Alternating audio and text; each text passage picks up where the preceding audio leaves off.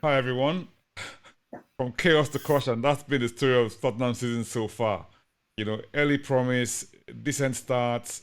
We see fifth in the league, but something feels off. And it just leads you to believe that hang on, the goals have dried up, and the energy has become suddenly so flat, and fans are beginning to wonder, what have we got ourselves into here?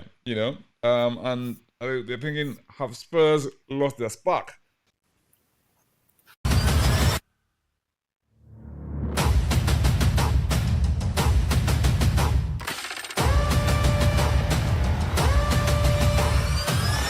Come on, you Spurs. Welcome to Come On You Spurs TV, where we talk about everything Tottenham. I got Chuma with me. Chuma is my what's the word? I'm Chuma's sidekick actually, not the other. Right. How are you, Chuma? Well, not so optimistic, Optimus. What do I say?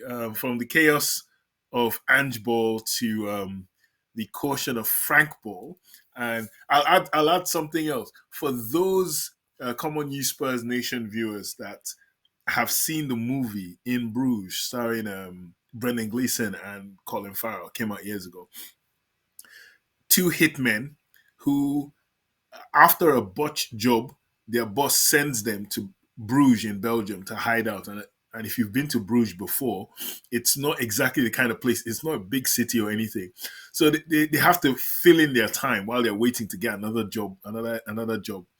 And there's a scene where they go into a gallery and they see a picture, a painting depicting purgatory, and Colin Farrell doesn't quite know what it is, and the guy goes, "Oh, it's not heaven and it's not hell. It's that in between one." And then the guy goes, "So you weren't really crap, but you weren't really great either." And then Colin Farrell goes, "Like Tottenham." And I kind of look at it like, is the distinction between purgatory is where we are now, from Ange Ball to Frank Ball, where maybe Ange Ball wasn't really as rubbish, but it wasn't really as great as well. And you're looking at the same thing with Frank Paul as well. I think we're in a purgatory situation at the moment, and yeah, Spurs fans have to navigate. But If everyone, welcome to Common News Spurs TV. If this is your first time watching, please subscribe. If you haven't subscribed already, what are you waiting for? Like the video for the algorithm, comment, share, click on the notification bell. It tells you when we put out any new content. And yeah, I would like to hear what you think about From Chaos to Caution as we continue. yeah, if we rewind to August, September, I mean, okay, we fast, fearless, and we're playing maybe some fluid football and scoring goals for fun. And the press was tight, the tempo high, and every fan felt like yes, this was it. Okay, some fans might feel that okay, there was a bit of caution, but listen, if we're winning, that's what matters. But somewhere between then and October and now, that spark seems to have fizzled. It's is that what I don't know. What's changed? Is it tactics? Is it mentality, or is it just confidence? What is it? Ultimately, they say when you stay long enough with a person, be it your family member, friend, spouse, my dad had this theory that after 3 months you find out who you really are.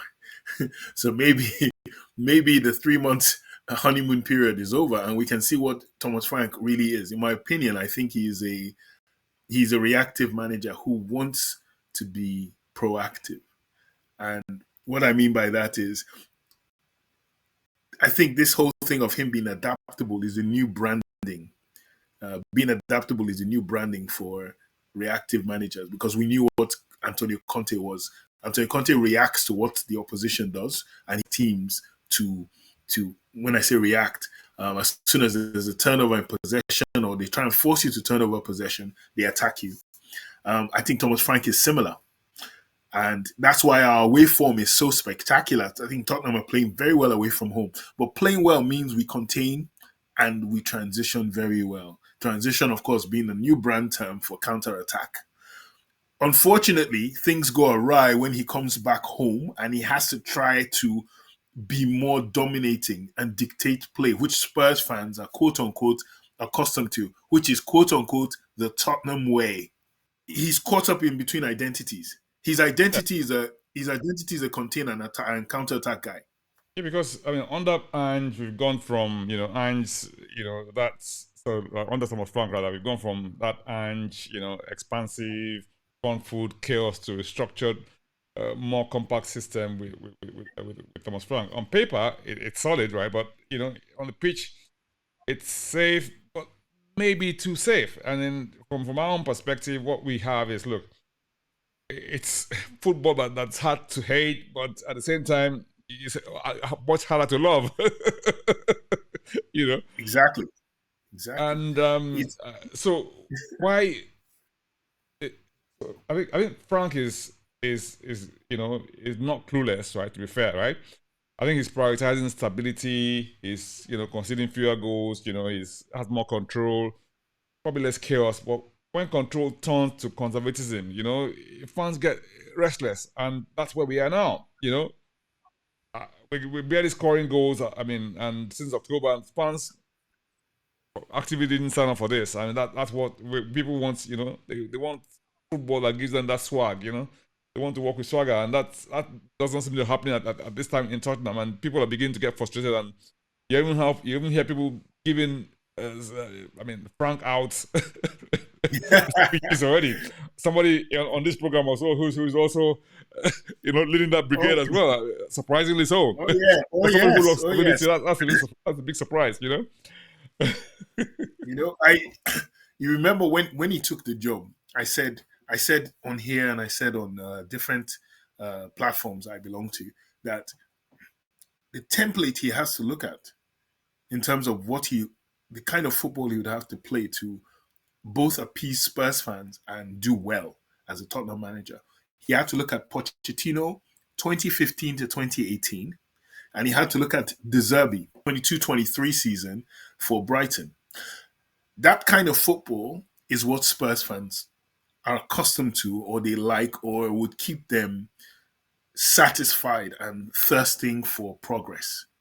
Anything short of that, and you know, the natives begin to get restless. And here's the flip side to what's going on at the moment is he said in an interview when he joined that he would be willing to take risks. And not taking a risk is a risk in itself. That's the quote attributed to him. And I'm a huge believer in the power of words. Your words will come back and bite you, and his words have come back to bite him because we're not taking any risk. We've become very, very, very what's the word? Predictable. There's always the outball. Within the first 5 minutes, there's an outball from Poro to Kudus. Watch any game. He does that same thing every single time. Build up is without Romero is very, very, very non-existent. You're not suggesting that he's been found out after 10 games, like like I, who. I wouldn't use the term found out. I would use more the term that he is he's Predictable. easily contained. His football is easily contained, and barring a miracle from Kudus, who I by the way I think Kudus is already feeling fatigued. 10 league games in, 16 games overall for the season because he's been the only outlet for Spurs. Like at least 80% of the time, he's been the only outlet. And for me, Frank, I don't know. I'm not saying Frank out. I'm on that fence of Frank out, but I'm not saying Frank out. I'm saying, Frank, you need to look at yourself and rip up everything you've written up in since you joined Spurs, and either you do a complete 180. Because for me, I look at it this way. So yeah, I look at it that you know in Nigeria we had that thing. It depends on what generation you came from. Where if an exam paper leaked illegally, you had Cronje, Inje, whatever it's called for that, Dubs, which means you have the answers to the test before Yeah, you take the test. ahead of the test itself. Yeah, And he's had 2, 3 years of being Brentford's manager watching Spurs. And he saw the enjoyment in the Spurs fans' eyes when we had Ange Ball. And he saw the deficiencies of Ange Ball. For God's sakes, he played us and he tried to nullify that. So in my mind, I'm thinking, so you've seen what these guys are capable of attacking. The attacking wasn't their problem. You knew that the problem was defending or being compact or off the ball, out of possession. So, my dear man, you come into our club, your job is to fix the deficiency, but don't kill the goose that lays the golden eggs, which is the attacking and the combinations. Don't yeah. kill that. So, your view seems to sort of mirror what's going on in Spurs Twitter world or Reddit world. If you scroll down through that part of the world, you see people are saying, we've become Brentford 2.0. Some people are using the expression that we've become like a bus stop team next to Hanslow, trying to be the regulatory issue. I mean, that's To not me. I'm Brentford. sorry. I'm not sorry. And Brentford are doing well. Apologies Yeah. to Brentford. And others are defending Frank and saying, look, it's a transition stage. It starts. It's just a phase of his tactical adjustment and giving time to sort of, ensuring that we get in. Some people say, oh, we lost our DNA. We're still better than chaos. But so who's right? It may be both. Tell me. So here's why I think there's a problem. For me, I think there's a problem because very rarely do you find a reactive coach becoming very proactive. Now, you can have a coach who has a mixture of the two, you know, and he can do both. But when you have a guy who is more reactive or who has been recently reactive, it's hard to turn him into a proactive guy. And you've seen that in our past history with Nuno. You and I talked off air about Nuno. Nuno came into our club and Paratici told him, listen, in 2015, you played attacking football, an attacking 4-3-3 at Valencia. Reproduce that at Spurs and you'll be fine. Unfortunately, that's not how it works in football. You can't just switch your identity and your culture. Of course, is linked to culture, the culture of football. And I look at Frank and I've looked at his football, and yes, for about a season or two, when he was in the championship with Brentford, they played attacking football. But that was what he needed to get out of the championship. And the championship, all due respect, with the investment he had from his owner, it was very likely he could play like he had better players. Once he got in here, he's been as reactive as the best of them, learning, adapting, creating this wonderful transition, closed, compact football, same as Nuno was at Wolves. And now we've reached that stage where it's like, look, can you adapt? I don't think so. I look at when I say a manager who can combine both, and especially a manager who I love him for the fact that whenever he takes over a club, he doesn't rock the boat. He looks for what works and keeps it. And Don Carlo Ancelotti. Ancelotti to me is a master at keeping what works and trying to help the deficiencies get better. That's still an interesting story. Sort of validating what you're saying. Essentially, that we're having fewer shots on goal, we're creating fewer chances, but we have slightly better defensive metrics overall. And of course, there's always a trade-off in that sort of situation whereby some people say, okay, fine, it's okay for us to have that transition, but others are not buying it at all. And you say, look, the question is, are we building something sustainable or just stalling our momentum that can fuel our growth? If we, it may not. There's always going to be a trade-off from when you're an attacking team to when you're now trying to become a lot more solid. Something's got to give. Some will say, you can't have both. So where do you find that balance? He's a defensive coach. He's defensive, and I'm okay with a defensive coach. If the defensive coach comes out and tells me I'm going to be defensive, and this is what I'm going to, you don't be a defensive coach and then promise me that you're going to attack or try to attack. And that's why there's that huge disconnect between our away form and our home form. People say our home form is due to the pressure of the fans. I think that's very insulting to Spurs fans. Spurs fans who've paying probably the highest season ticket fees, regular season tickets to go and watch the game. We pay a lot of money to watch Spurs. For them to say that, oh, the fans put undue pressure on the players. No, it's not that. It's, look, he wants to be expansive at home. He doesn't have expansive coaching status or whatever on his CV. He doesn't have that. It's not him. It's not the kind of football he wants. He can say he wants to do that, but we're 16 games into his tenure, and I can see that it's not really him. But away from home, my goodness, I like how he sets up.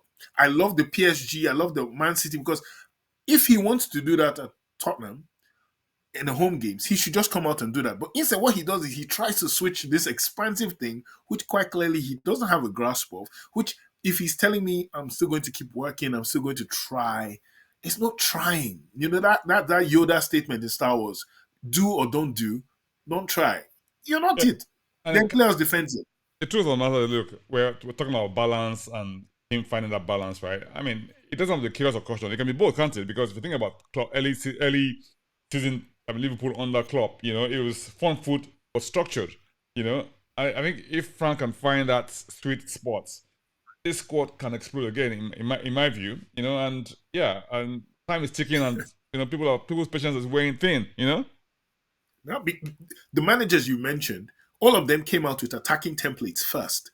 Even Iraola at Bournemouth, they all came out attacking templates and then worked their way backwards in terms of how can they structure, how can they be more compact. But they started off, they put their attacking principles in play. Jurgen Klopp did that. Arsene Wenger did that when he came to Arsenal. Arteta, even at Arsenal at the moment, all of them had attacking templates first. Then they were working their way backwards to try and shore up.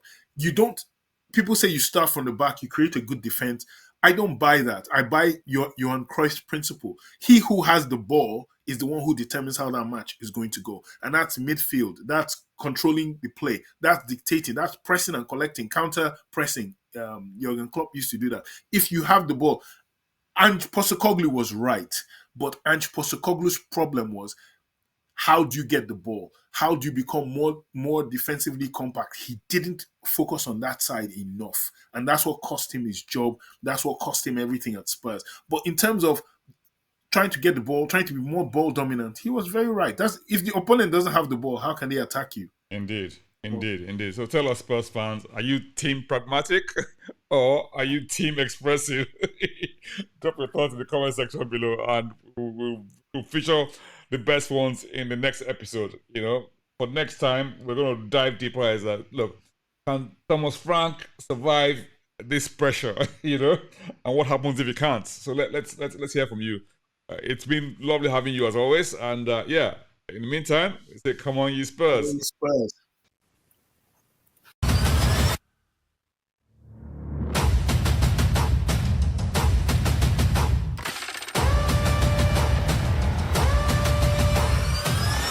Come on, you Spurs.